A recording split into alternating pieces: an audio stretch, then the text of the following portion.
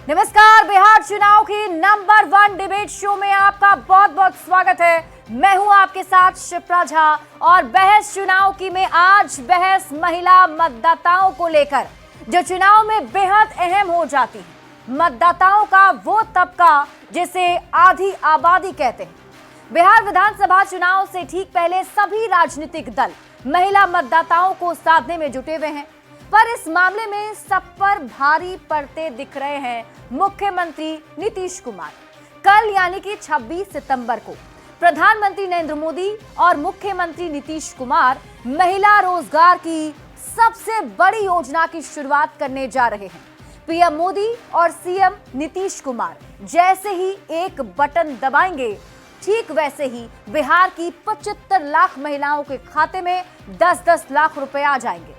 महिला मतदाताओं को आत्मनिर्भर बनाने की दिशा में मुख्यमंत्री महिला रोजगार योजना मील का पत्थर साबित होने जा रहा है। पहली किस्त के तौर पर 10-10 हजार रुपए और 6 महीने बाद समीक्षा के बाद 2 लाख रुपए की आर्थिक सहायता राशि की सौगात भी सरकार देगी। अब नीतीश कुमार के इसी मास्टर स्ट्रोक ने विपक्ष को शायद निढाल बना दिया है, क्योंकि बिहार के चुनाव में जब जब महिलाओं ने पुरुषों से ज्यादा वोट डाला, तब तब आसानी से नीतीश कुमार की सरकार बनी है। और कल जिस बड़ी योजना के जरिए महिलाओं को नीतीश कुमार साधने जा रहे हैं, उसी मुद्दे पर आज हम डिबेट की शुरुआत करने जा रहे हैं। तो सवाल यही है, नीतीश की महिला चाल से विपक्ष निढाल। सबसे पहले आपको ये रिपोर्ट दिखाते हैं, फिर बहस की शुरुआत करेंगे। काफी खुश हैं हम, इससे बहुत जिए। ये है मुंगेर की ममता देवी। ममता की दिली ख्वाहिश थी रोजगार करने की, लेकिन पैसों के अभाव में कुछ हो नहीं पा रहा था। पर 26 सितंबर को वो सपना सच होने जा रहा है। सीएम नीतीश कुमार के हाथों ममता को 10,000 रुपये की मदद मिलने जा रही है, जिससे वो बकरी पालन शुरू करेंगी। 10,000 रुपया से हम बकरी 2 खरीदेंगे और बकरी पालेंगे, आगे बिजनेस बढ़ाएंगे। ब्यूटी देवी भी बिहार की उन 75 लाख महिलाओं में से एक हैं, जिन्हें मुख्यमंत्री महिला रोजगार योजना के तहत 10,000 रुपये मिलने जा रहा है। ब्यूटी सिलाई मशीन खरीदकर अपने सपने सच करेंगी। 10,000 रुपया मिलेंगे, सिलाई मशीन खरीदेंगे, महिला का कपड़ा सिएंगे। 26 सितंबर की तारीख सिर्फ ममता और ब्यूटी के लिए ही नहीं, बिहार की महिलाओं के लिए रोजगार की नई सुबह लेकर आ रही है। प्रधानमंत्री नरेंद्र मोदी और महिलाओं के पसंदीदा मुख्यमंत्री नीतीश कुमार मुख्यमंत्री रोजगार योजना लॉन्च करेंगे। चुनाव से ठीक पहले मुख्यमंत्री नीतीश कुमार और पीएम मोदी महिला रोजगार योजना की पहली किस्त जारी करने जा रहे हैं। बटन दबाते ही 75 लाख महिलाओं के खाते में 10-10 हजार रुपये पहुंच जाएंगे। नवरात्र में मिल रहे इस तोहफे से बिहार की लाखों महिलाएं खुश हैं, ऊर्जा और उत्साह से लबरेज हैं। धन्यवाद कहेंगे, और जो भी महिलाओं के लिए जो कदम उठाया है बहुत अच्छी है। मतलब आगे कदम उठाएगी, अच्छा, मतलब महिलाओं के लिए बहुत अच्छा कदम है। मुख्यमंत्री महिला रोजगार योजना के लिए जीविका से जुड़ी 1 करोड़ से ज्यादा महिलाओं ने आवेदन किया है। इन महिलाओं को 10-10 हजार रुपये की पहली किस्त और बाद में 2-2 लाख रुपये की आर्थिक मदद भी मिलेगी। रोजगार के 6 महीने के बाद आकलन होगा और आकलन के बाद 10,000 के अलावा 2 लाख की सहायता राशि दी जाएगी। 75 लाख महिला लाभुकों को 10-10 हजार रुपये की पहली किस्त देने में 750 करोड़ रुपए खर्च होंगे। सत्ता पक्ष के नेता इसे नीतीश कुमार का मास्टर स्ट्रोक बता रहे हैं। एक बहुत बड़ा प्रयास है, महिलाएं से स्वावलंबी होंगी। तो दूसरी ओर विपक्ष इस घोषणा को चुनावी चूरण बता रहा है। जब नीतीश जी को लगने लगा कि हार रहे हैं, तो 10,000 रुपए की रिश्वत दे रहे हैं। चुनावी साल में हर राजनीतिक दल एक खास वोट बैंक को साधने की कवायद में है, और वोट बैंक है महिला वोटर का। बिहार में महिलाओं की आबादी 6 करोड़ 11 लाख है। पिछले कई चुनावों में महिलाएं पुरुषों से ज्यादा वोट करती आ रही हैं। बड़ी बात है कि महिलाओं ने जब जब ज्यादा वोटिंग की, नीतीश कुमार की सरकार बनी। तो सवाल है कि क्या रोजगार के लिए 10-10 हजार रुपये की सीधी मदद कर नीतीश कुमार ने एक बार फिर महिला वोट बैंक को साध लिया है? पटना संवाददाता शैलेंद्र कुमार, मुंगेर से अरुण शर्मा और मुजफ्फरपुर से प्रियांक सौरभ के साथ ब्यूरो रिपोर्ट, न्यूज़ 18। और चलिए अब सीधे आज के सवालों पर आते हैं। आज बहस चुनाव की में हम पूछेंगे सवाल नंबर 1, नीतीश कुमार की महिला चाल से विपक्ष निढाल। सवाल नंबर 2, महिलाएं क्यों हैं अहम। सवाल नंबर 3, महिलाएं ज्यादा वोट करे तो बनती है नीतीश कुमार की सरकार।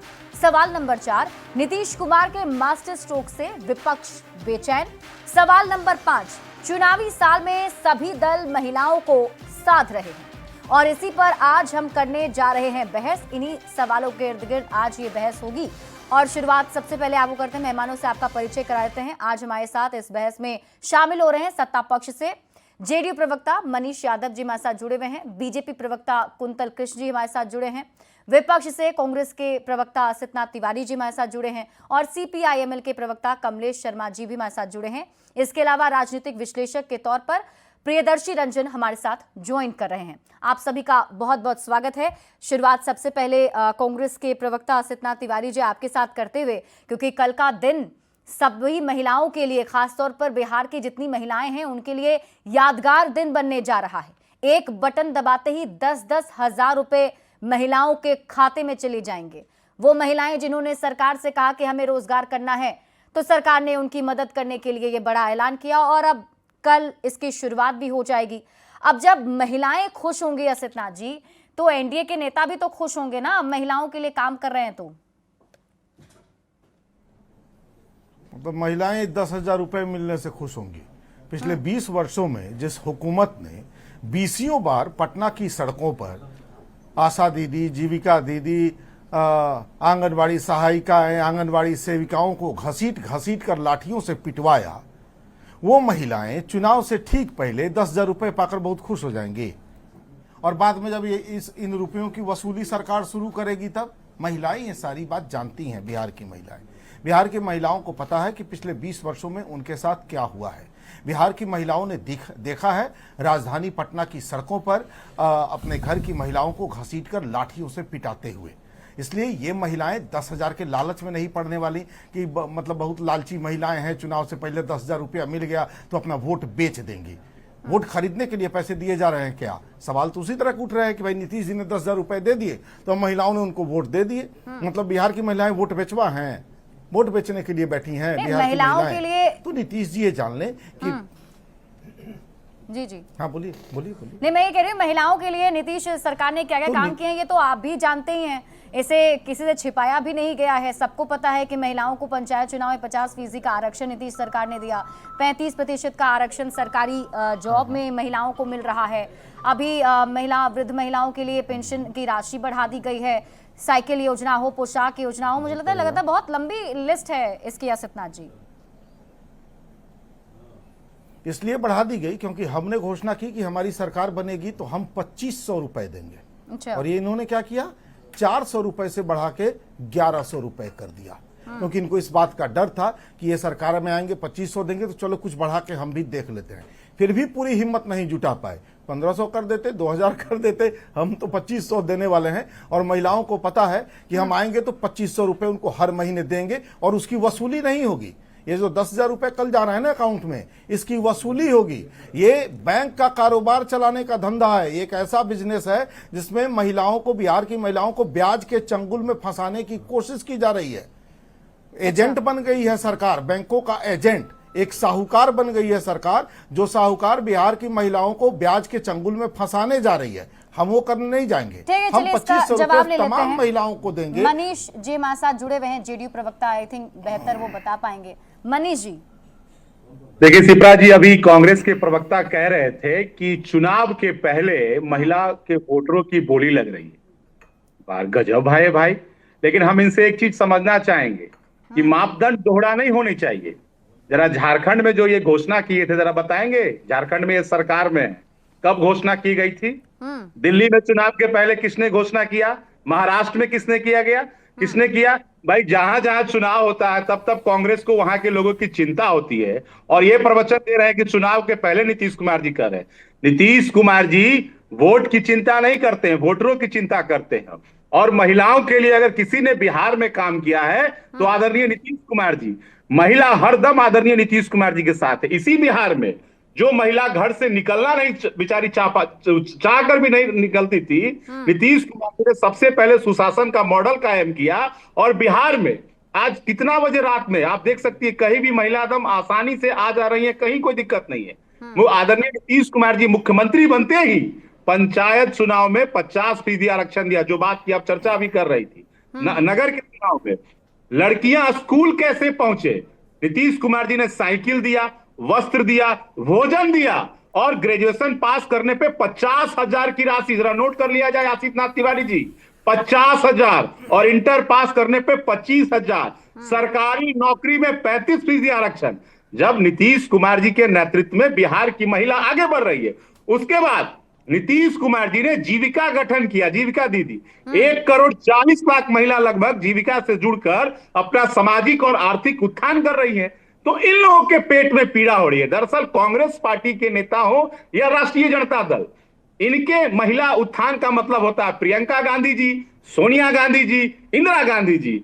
भाई तेजस्वी जी के महिला उत्थान का मतलब होता है मेरी मम्मी बिहार की मुख्यमंत्री बन जाए तो महिला का उत्थान हो गया, मेरी दीदी पाटलिपुत्रा से चुनाव लड़कर एमपी बन गई तो महिला का उत्थान हो गया, सारण से चुनाव लड़ ली, महिला का उत्थान हो गया।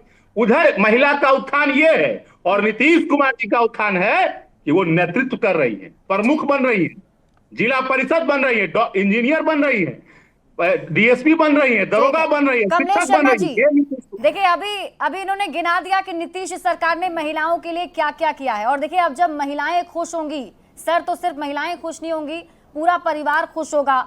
वोटर्स का एक तरीके से, क्योंकि अभी चुनाव में नंबर्स का गेम है, वोटर्स का गेम है, तो आपको नहीं लगता कि परेशानी बढ़ने वाली है आप लोगों की? नहीं, बिल्कुल नहीं। अभी नीतीश कुमार जी को महिलाओं का ख्याल क्यों आया? ये ख्याल तो उनको पहले करना चाहिए था। अभी जो 10-10 हजार रुपए देने की इन्होंने घोषणा की, ये तो चुनाव के समय की एक रिश्वतखोरी है। इसको क्यों नहीं रिश्वतखोरी कहा जाए कि हम आपका एक वोट खरीदने के लिए, आप एक परिवार का वोट खरीदने के लिए हम 10,000 रुपए का हम इस्तेमाल करेंगे, हम 10,000 रुपए आपको दे रहे हैं, आप हमको वोट दीजिए। ये वही नीतीश कुमार की सरकार है जिस सरकार ने आशा कर्मियों को, जीविका दीदियों को, आंगनबाड़ी सेविकाओं को, सहायिकाओं को, पटना के सड़कों पर नर्सिंग के महिलाओं को किस तरह से सड़कों पर घसीट करके पीटा, और आज इनको महिलाओं के प्रति प्रेम उपड़ गया है। अगर ये सचमुच में महिलाओं का उत्थान करना चाहते थे तो इनको चाहिए था कि पूरे बिहार में माइक्रो फाइनेंस के जकड़न में जो महिलाएं फंसी हुई हैं भारी तादाद में, और यहाँ तक कि लोग आत्महत्याएं कर रहे हैं, पूरा का पूरा परिवार आत्महत्या कर ले रहा है, बिहार छोड़ करके भाग जा रहा है, तो माइक्रो फाइनेंस के जकड़न में जो फंसा हुआ पूरा परिवार है उसको आप कर्ज से मुक्त कर देते, तो आप करने को तैयार नहीं हैं। आप ये मूलतः रिश्वतखोरी कर रहे हैं, और बिहार की जनता इसको बहुत बढ़िया से समझ रही है कि अभी आपका ये ख्याल आया, महिलाओं को पैसा देने का सवाल, छात्रों को पैसा बढ़ाने का सवाल, किसानों को पैसा बढ़ाने का सवाल, आप पहले से कहाँ थे? तो ये तो असल में नीतीश कुमार जी भारतीय जनता पार्टी के साथ मिलकर के सरकार चला रहे हैं। और भारतीय जनता पार्टी क्या है? भारतीय जनता पार्टी तो शुद्ध रूप से व्यापारियों की पार्टी है, और अभी वह गुजरातियों के गिरफ्त में है। और ये भारतीय जनता पार्टी वाले कहते भी हैं कि हम बिना व्यापार के, बिना मुनाफा के कोई काम नहीं करते हैं। आपको याद होगा कि यहीं पर पुनौरा धाम में जब आए थे, पुनौरा धाम याद आया कि माई बहन मान योजना लेकर आएंगे, फॉर्म भरवा रहे हैं, के बेटा हैं और हम सब काम व्यापार करते हैं। बोलने दीजिए। अगर आपको भारतीय जनता पार्टी और जदयू को ही केवल बुलवाना है तो बात अलग है। चलिए, मैंने आपको बहुत सुन लिया, आवाज खराब लगती है। मैं इसलिए ये सवाल आपसे पूछ रही हूँ कि आप पे भी तो सवाल उठेंगे ना। आप भी तो माई बहन मान योजना लेकर आ रहे हैं, इंडिया ब्लॉक की तरफ से फॉर्म भरवाए जा रहे हैं, अभी तो आप सरकार में भी नहीं है, अभी से फॉर्म भरवाया जा रहा है। बिल्कुल ये बात में, जब माई बहन योजना की बात जब हम लोगों ने की, तब जाकर के इनको कान पर जूरेंगा। अब इनको कान पर जूरेंगे, मतलब कि आप ऐसा कहना चाह रहे हैं कि नकल की जा रही है। हम तो पहले ही घोषणा किए कि हम आएंगे सत्ता में, तो सत्ता में आते ही हम 2500 कर देंगे। ये उल्टा आरोप आप पर ही लगाया जा रहा है कि चुनाव के वक्त में क्यों याद आ रहा है? आपको तो पहले करना चाहिए था, आपको महिलाओं का ख्याल क्यों? ठीक है, चलिए जवाब दीजिए सर, एक एक करके पूछ रहा हूँ सर मेरे पास और भी गेस्ट हैं, उनके पास भी जाना है। देखिए कमलेश जी, मैं आऊंगी वापस। आज मेरी समझ में, आज कमलेश शिप्रा जी, आज मेरी समझ में ये बात आ गया या 2 लाख रुपए देने के शिप्रा जी, 10,000 रुपए शिप्रा की जी, रिश्वतखोरी अब- क्यों कर रहे अब मेरी हैं? समझ यह में रिश्वतखोरी बात आ गई, है। कमलेश इस जी पर रोक आरोप लगनी चाहिए। लगाया तो जवाब भी सुन लीजिए सर, जवाब भी सुन लीजिए ना। हाँ कुंतल कृष्ण जी। शिप्रा जी, आज मेरी ये बात समझ में आ गई कि कांग्रेस की बिहार में इतनी बुरी हालत क्यों हो गई है, या हमारे जो साथी हैं सीपीआईएमएल के, वो कहाँ की बात कहाँ से, भैया आप बैठे बैठे पता नहीं दुनिया के किस कोने में चले जाते हैं। बिहार में महिलाओं के विषय में सोचने का काम बिहार की सरकार ने, नीतीश कुमार और भाजपा की सरकार ने 2005 नवंबर से ही करना शुरू कर दिया था, जिस दिन बिहार जंगल राज से मुक्त हुआ था। 2006 में जीविका बनाया गया। जीविका एक सोसाइटी है जिसके तहत घर की महिलाओं को, जो महिलाएं 15 साल के जंगल राज में अपने अस्तित्व को भी लगभग भूल चुकी थीं, उन लोगों को आवास देने का काम शुरू हुआ। आज लगभग 1.3 करोड़ लोग उसमें से जुड़े हुए हैं। आज आप गांव में जाके देखें, आपको बड़ी याद आ रही है कि भैया जीविका दीदी की, आशा दीदी की, ये सारी बहनें हमारे सिस्टम की देन है। आपके समय कौन सी जीविका दीदी थी, कौन सी आशा दीदी थी? आपके समय में जो होता था बिहार, आज जो बिहार आप देख रहे हैं, वो जानती हैं 2005 में कौन सा बिहार हमें मिला था? जहां बिहार की मां बहनें अपना अस्तित्व ही भूल गई थी। बिहार की मां बहनों के साथ इनकी जब सरकार थी तो क्या होता था? शिल्पी जैन, चंपा विश्वास, बिहार अभी भूला नहीं है। बिहार अभी भूला नहीं है। जातीय संघर्ष में हजारों माओं की गोद सूनी हो गई थी। हमारी हजारों बहनों की मांग से सिंदूर मिट गया था। यह बिहार इन्होंने हमें दिया था, और यह बिहार हमने इनसे छीना था। दिया नहीं था इन्होंने, हमने इनसे छीना था। यह तो था इनके समय में मां बहन मान योजना। बात करते हैं ये। जिस दिन से बिहार में भाजपा और नीतीश कुमार की सरकार आई, उस दिन से महिलाओं के सशक्तिकरण के हर वो काम शुरू हुए। चूंकि हमारा मानना है कि परिवार के सशक्तिकरण का सबसे पहला प्रमाण है उस परिवार की महिलाएं सशक्तिकरण की तरफ बढ़े। जिस परिवार की महिला मजबूत होगी वो परिवार मजबूत होगा। बिहार ने बहुत झेला था, इनके 15 साल में बहुत झेला था। जब से हम, अब मैं बताता हूं, महिलाओं के सशक्तिकरण की बात कर रहे हैं आप। आपके समय में महिलाएं दिन में भी घर में सुरक्षित नहीं होती थी, और 2005 के बाद जब हम सरकार में आए तो महिलाओं का स्वरूप आप देखना चाहेंगे। सुबह 7 बज रहे हो या रात के 7 बज रहे हो, साइकिल पे सवार हमारी बेटियां स्कूल और कोचिंग से नजर आएंगी आपको जाते और आते। यह है हमारा बिहार, यह है हमारा बिहार। महिलाओं के सशक्तिकरण के लिए नवंबर में 24 नवंबर से ही ये सरकार, 24 नवंबर 2005, जिस दिन से हमने इनसे ये छीना, जंगल राज से हमने बिहार को मुक्त किया, उसी दिन से यह सरकार महिलाओं के सशक्तिकरण के लिए जी। उसका जवाब मैं लूंगी असित नाथ जी से, लेकिन उससे पहले प्रियदर्शी रंजन जी के पास चलते हैं। प्रियदर्शी रंजन जी, देखिए बात महिला सशक्तिकरण की हो रही है, महिलाओं के हित की हो रही है, लेकिन यहाँ पर चुनावी चाल तो ये जरूर है कि महिला वोटर्स को साधने की कोशिश है, और दोनों ही गठबंधन की तरफ से किया जा रहा है। हमने भी ये देखा है कि पिछले कुछ चुनाव में जब महिलाओं की भागीदारी ज्यादा हुई है, वोटिंग परसेंटेज ज्यादा हुए हैं, तो नीतीश सरकार को फायदा मिला है। इस बार जो ये ऐलान किया जा रहा है, इससे आप किस तरीके से देख रहे हैं? बिल्कुल, आप शिप्रा जी सही कह रही हैं कि बिहार की राजनीति में जब जब महिलाओं ने वोट किया है, पुरुषों की तुलना में अधिक किया है, तब तक नीतीश कुमार की सरकार बनी है। वर्ष 2010 में पुरुषों की तुलना में 1.5% अधिक, करीब करीब महिलाओं ने मतदान किया था। तब नीतीश कुमार प्रचंड बहुमत के साथ सरकार बनाने में कामयाब हुए थे। 2015 में भी 9% के करीब अधिक पुरुषों की तुलना में महिलाओं ने वोट किया था, तब भी नीतीश कुमार की सरकार बनी।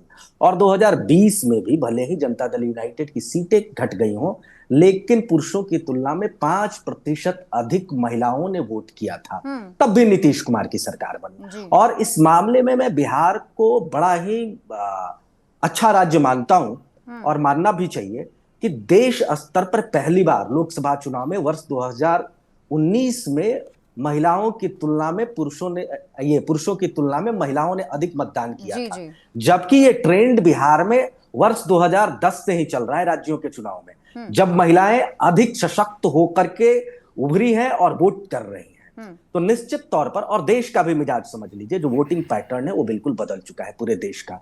2023 के बाद तमाम राज्यों में जहां जहां चुनाव हुए हैं उन राज्यों के आंकड़े उठा करके आप देख लीजिए, उन पार्टियों ने सरकार बनाने में कामयाबी पाई है जिनने महिला हित की बात की, सामाजिक सुरक्षा की योजनाओं को लागू करने की बात की। मैं ये नहीं कह रहा हूं कि वो भारतीय जनता पार्टी ही सिर्फ है, जनता दल यूनाइटेड ही सिर्फ है, तमाम पार्टियां जिन पार्टियों ने, उसमें छत्तीसगढ़ भी है, उसमें आंध्र प्रदेश भी है, उसमें तेलंगाना भी है, उसमें मध्य प्रदेश में भी है, उसमें हरियाणा भी है, उसमें महाराष्ट्र भी है और उसमें बिहार का पड़ोसी राज्य झारखंड भी है।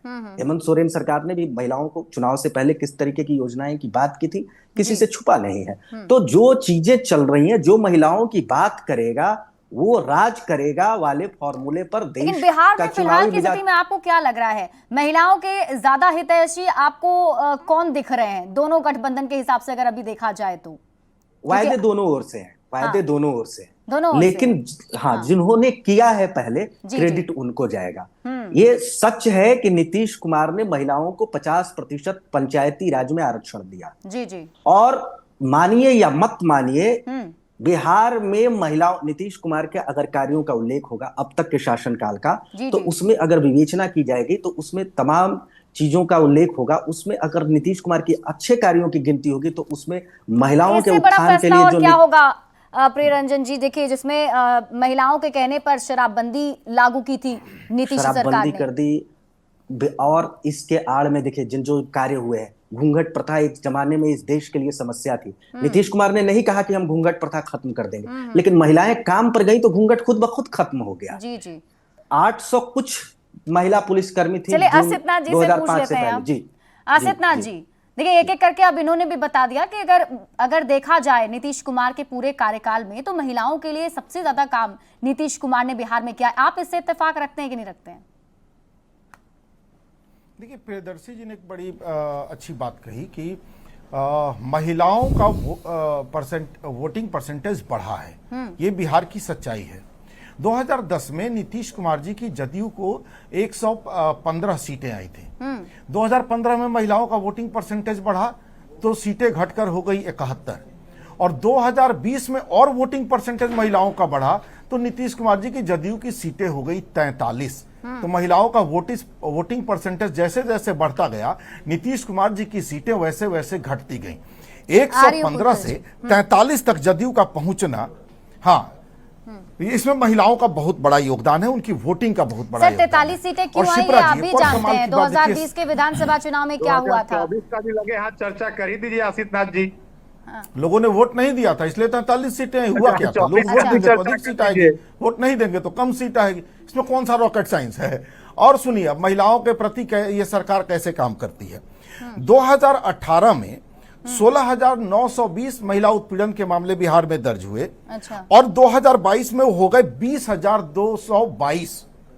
और सरकार को रोकना था महिलाओं के प्रति अपराध, तो सरकार ने महिलाओं के प्रति अपराध रोकना जब लगा कि इनके बूते की बात नहीं है तो इन्होंने आंकड़ों पर रोक लगा दी कि आंकड़े जारी नहीं होंगे। महिलाओं के खिलाफ उत्पीड़न की घटनाएं नहीं रोक पाए तो आंकड़ों को जारी करना रोक दिया। अच्छा। क्राइम बढ़ता गया महिलाओं के खिलाफ। इसलिए महिलाओं की वोटिंग अगर बढ़ेगी तो नीतीश कुमार जी 43 से आएंगे 18 पर, तय जानिए। वो 20 से नीचे आएंगे महिलाओं की वोटिंग बढ़ी तो। 2010 से लेकर 2020 तक का हमने आपको आंकड़ा दे दिया। 115, 71 और उसके बाद 43 से नीचे जाएंगे तो कहां बचेंगे? नहीं शिप्रा जी, आसितनाथ जी को कांग्रेस का भी थोड़ा चुनाव का इतिहास बताना चाहिए था कि 2010 में जहां तक मुझे याद है कांग्रेस पार्टी को बिहार में 4 सीट मिली थी। 2015 में कितने मिली थी नहीं पता होगा, 20 में कितना नहीं हुए, आप कम हुए। नहीं 2010 में कांग्रेस पार्टी को कितनी सीट मिली थी तेरा, ये भी आप बता दे तो जरा अच्छी बात होती। दूसरी बात, और 2020 में 19 मिली ना, आपको तो लगातार कम आपकी सीटें हो रही है। मैं ये कह रहा हूं 4 सीट हम बढ़ रहे हैं, आप कम हो रहे हैं। अरे आसितनाथ जी 4 सीट और दूसरी 4 से 19 पर आ गए, आप 115 से 39 पर आ गए, तो ये लेकिन आपकी गिरावट देखिए। और बिहार में आगे बढ़ रहे हैं, आप नीचे आ रहे हैं। राहुल गांधी जी लगातार यात्रा किए और इनके साथ बिहार की जनता, बिहार की महिला है। तो कांग्रेस पार्टी को 3 सीट मिली मात्र और जनता दल यू को 12 सीट मिली लोकसभा चुनाव में। उसके आगे बिहार में 4 सीट पर उपचुनाव हुए। चारों सीट पर क्या हुआ भाई, जहां महागठबंधन का गढ़ था बेलागंज, क्या हुआ, जनता दल यू की जीत हुई। चारों सीट पर एनडीए क्लीन स्वीप कर गई। अरे बिहार की महिला हो, बिहार की जनता हो, छात्र हो, युवा हो, किसान हो, नीतीश कुमार जी चुनाव देखकर काम नहीं करते हैं। 5 के बाद आप लगातार देखिएगा, मैंने आपको पहले ही बोला कि Nitish Kumar ji step by step, panchayat चुनाव में आरक्षण, सरकारी नौकरी में आरक्षण, लड़कियों को स्कूल जाने के लिए साइकिल हो, हर पंचायत में +2 स्कूल हो, छात्रवृत्ति हो, नीतीश कुमार जी चुनाव देखकर कोई काम नहीं करते। जेडीयू प्रवक्ता कह रहे हैं कि नीतीश कुमार जी चुनाव को देखकर काम महिलाओं के लिए नहीं करते हैं, शुरुआत से करते आ रहे हैं जब से सत्ता में आए हैं। कमलेश जी, ये तो स्टेप बाय ये चुनाव को देखकर घोषणा जरूर करेंगे। ठीक है कमलेश जी, जल्दी से।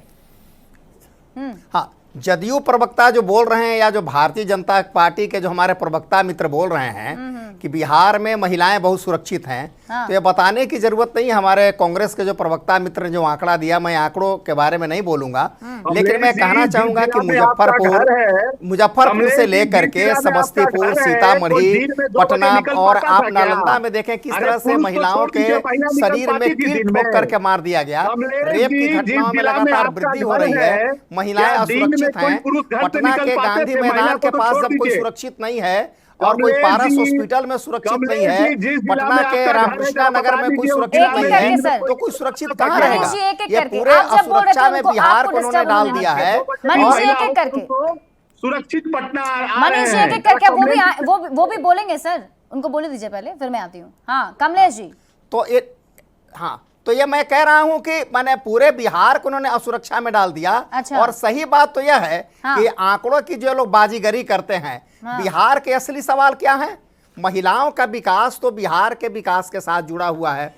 अगर बिहार से इतने बड़े पैमाने पर पलायन हो रहा है, बिहार में इतने बड़े पैमाने पर बेरोजगारी, शिप्रा जी जरा मेरी बात एक मिनट सुनी जाए, प्लीज एक मिनट बात मेरी सुनी जाए। अगर बिहार से पलायन इतने बड़े पैमाने पर हो रहा है, अगर बिहार में शिक्षा के इतने बड़े स्तर पर बदहाली है, हमारे यहाँ स्वास्थ्य सेवाओं की जो बदहाली है, आपको मैं एक उदाहरण दे रहा हूं, गर्दनीबाग जो हॉस्पिटल है वह महिलाओं के लिए डेडिकेटेड हॉस्पिटल माना जाता है। आपको मैं जानकारी दे रहा हूं कि वहां पर एनेस्थीसिया के कोई डॉक्टर नहीं है। आप कह रहे हैं कि महिलाओं का विकास होगा, वहां महिलाओं के प्रसूति कराने के लिए डेडिकेटेड हॉस्पिटल माना जाता है। तो आप महिलाओं के सशक्तिकरण की बात कर रहे हैं, ये 10,000 रुपए दे करके सशक्तिकरण की बात कर रहे हैं। बिल्कुल हमारे भाजपा के हमारे मित्र ने कहा कि सशक्त महिलाएं सशक्त परिवार, मैं इससे सहमत हूं। सशक्त महिला सशक्त परिवार, मैं सहमत हूं। ये महिलाओं के सशक्ति के बारे में क्या इनको आज ही याद आया जब चुनाव के घोषणा जब से सत्ता में आए हैं तभी से कर रहे हैं, वो तो यही गिना रहे हैं सर तब से। चले कुंतल जी, गलत है, बिहार के जनता को भ्रमित करने का काम कर रहे हैं। चलिए शिप्रा जी मैं आंकड़ों पे बात नहीं करना चाहूंगा, इसलिए मैं आंकड़ों पे बात नहीं करना चाहूंगा। मनीष भाई 1 मिनट बात सुनिए। शिप्रा जी, मैं आंकड़ों पे बात नहीं करना चाहूंगा, क्योंकि आंकड़ों पे बात करना, जंगल राज और इस राज के बीच में कंपैरिजन करना, ये बिहार का कोई भी व्यक्ति जिसने उस राज को देखा होगा उसको 1 सेकंड में बात समझ में आएगी। मैं बस एक छोटी सी बात बताना चाहता हूं। हम जब नीतीश कुमार जी और भारतीय जनता पार्टी और एनडीए जब सरकार में आई, तो मैंने महिलाओं की आपको तस्वीर बता दी।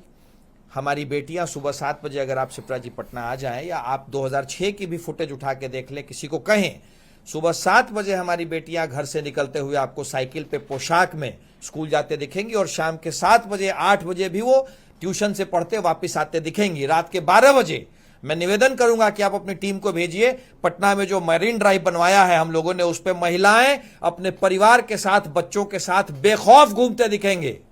और एक मैं आपको सीन और याद दिलाता हूं, चंपा विश्वास नाम की एक बदकिस्मत महिला थी बिहार में, एक आईएएस अधिकारी की धर्मपत्नी हुआ करती थी। उनके साथ लालू प्रसाद यादव के जमाने में राजद के एक विधायक के करीबी रिश्तेदार ने सालों बलात्कार किया, और उनकी एफआईआर भी बिहार पुलिस ने उस वक्त दर्ज नहीं की। यह था जंगल राज। इस जंगल राज से हमने मुक्ति दिलाई और जीविका जैसे संगठन चलाए। हमने ऐसी स्कीम चलाई जिसमें हमारी बेटियां बेखौफ होकर चल सके, हमारी बेटियां डॉक्टर इंजीनियर बन सके, हमारी बहनों को इस बात का डर नहीं लगे कि मैं घर से बाहर निकल रही हूं तो मैं सुरक्षित वापस लौटूंगी या नहीं। यह काम किया हमने। अब एक और महत्वपूर्ण बात, मां बहन योजना की बात करते हैं। तेजस्वी यादव के सामने उनकी सभा में उनका कार्यकर्ता इस देश के प्रधानमंत्री की माताजी को गाली देता है, उस वक्त जब वो सत्ता में नहीं है, विपक्ष में है, जिस दिन ये तेजस्वी यादव और कांग्रेस और कमलेश जी की दल सत्ता में आ जाएगा, उस दिन वो गुंडा क्या करेगा, इस बात को सोचे आप। जब वो सत्ता में नहीं है तो भी उसकी इतनी हिमाकत है अपने नेता के दम पे, अपने दल के दम पे, कि वो प्रधानमंत्री की माताजी को के विषय में भी अपशब्द कह देता है। तो जिस दिन ये सत्ता में आ गए अगर गलती से, तो बिहार की मां बहनों की क्या स्थिति होगी। ठीक है, ठीक है, असित नाथ जी दिया जाएगा शिप्रा जी 1 मिनट का। जिस देश का प्रधानमंत्री एक बूढ़ी महिला को जर्सी गाय, 50 करोड़ की गर्लफ्रेंड, कांग्रेसी विधवा जैसे शब्दों से संबोधित करता हो, उस देश के प्रधानमंत्री को इस बात के लिए भी तैयार रहना चाहिए कि कोई लफंगा उसे गाली भी दे सकता है। मंचों पर से प्रधानमंत्री इतने वाहियात शब्दों का इस्तेमाल करता हो, ये इस देश का दुर्भाग्य है। शिप्रा जी 30 सेकंड नहीं जस्टिफाई कर रहे हैं, उसको लफंगा शिप्रा जी जस्टिफाई कर रहे हैं, ये इस बात को जस्टिफाई कर रहे हैं, गाली देने वाले ये को लफंगा कह रहा ये हूं। अपने जंगल राज को जस्टिफाई कर रहे हैं, ये जंगल राज को जस्टिफाई कर रहे हैं, ये जंगल राज के उस कार्यकर्ता को ग्लोरीफाई कर रहे हैं, ये जस्टिफाई कर रहे हैं और ग्लोरीफाई कर रहे हैं, उस गुंडे को और गुंडा संस्कृति को जस्टिफाई कर रहे हैं। मुझे भी बीच में बोलना आता है, बीच में मत बोलिए। मुझे उम्मीद थी कि हमारे कुंतल भाई, मुझे उम्मीद थी हमारे कुंतल भाई मुजफ्फरपुर बालिका गृह कांड के बेटियों का दर्द भी साझा करेंगे। वो भी किसी की बेटियां थी बेचारी, उसके लिए भी जंगल राज कहेंगे, उसके लिए भी दरिंदा शब्द बोलेंगे, लेकिन नहीं बोल पाएंगे क्योंकि वहां इनके आकाओं ने वो कुकर्म किए थे। अपने आकाओं को कैसे दरिंदा कह देंगे, कैसे वहशी कह देंगे, बलात्कारी कह देंगे, और आकाओं ने जिन बेटियों का शोषण किया उसे ये पीड़ित कैसे मान लेंगे? अच्छा, उसके लिए जंगल राज कैसे करेंगे? जिस सूबे में मुजफ्फरपुर बालिका गृह कांड जैसा धत्कर्म हुआ हो, अगर कोई कुकर्म हुआ है, अगर कोई कुकर्म हुआ तो हमारे यहाँ FIR हुई और उसकी सजा हुई। किसको सजा हो गई? किसको सजा हो गई? पर असीत भाई उस लफंगे को आरजेडी के उस जंगल राज को जस्टिफाई कर रहे हैं और ग्लोरीफाई कर रहे हैं, गुंडा संस्कृति को, उस गुंडा संस्कृति को ग्लोरीफाई कर रहे हैं। फिर से आपके नेता नहीं कह रहे, आपके नेता नहीं कह रहे, आपके नेता नहीं कह रहे हैं, जिसने 50 करोड़ की गर्लफ्रेंड कहा, उनकी मौन संस्कृति है उस लफंगे को, प्रधानमंत्री की माताजी को गाली दे रहे हैं, और वो भी तेजस्वी के सामने। वो आपके लिए लोग भी आपको सुन पा रहे हो एक एक करके। मैंने उसे शिप्रा जी, मैंने कहा वो लड़का लफंगा है, लेकिन जिस जंगल राज को जस्टिफाई कर रहे हैं, जंगल राज को जस्टिफाई कर रहे हैं, मैं बोलने नहीं दूंगा। मैंने उस लड़के को लफंगा कहा, लेकिन जिसने एक महिला को 50 करोड़ की गर्लफ्रेंड कहा, जर्सी गाय कहा, उसको आप यशस्वी कहते हैं। दोनों में यही फर्क है सर। प्रियदर्शी रंजन जी हमारे साथ, मैं आती हूँ सर, एक सेकंड में पहले रंजन जी के पास जाना चाहूंगी। रंजन जी देखिए, जिस तरीके से महिलाओं को लेकर अभी फिलहाल राजनीति हो रही है बिहार में, और अभी महिलाओं के अपमान और स्वाभिमान का मामला भी उठ रहा है, इसको आप कैसे देख रहे हैं? नहीं देखिए, महिलाओं के अपमान और सम्मान की जो बात है, किसी भी तरीके से राजनीति में तो ये बातें शोभनीय नहीं है। भाषा की मर्यादा रखना हर राजनीतिक दल का, खास करके महिलाओं पर, महिलाओं को इजी टारगेट किया जाता है भाषाई तौर पर, वो नहीं होना चाहिए। और राजनीतिक के तौर पर अगर मैनिफेस्टो जारी होता है, तमाम पार्टियां मैनिफेस्टो जारी करेंगी, तो इस चीज का जिक्र माफी के साथ आपको रोक रही हूँ सर, हमारे समय की कमी है। बहुत बहुत शुक्रिया आप सभी का हमारे साथ जुड़ने के लिए।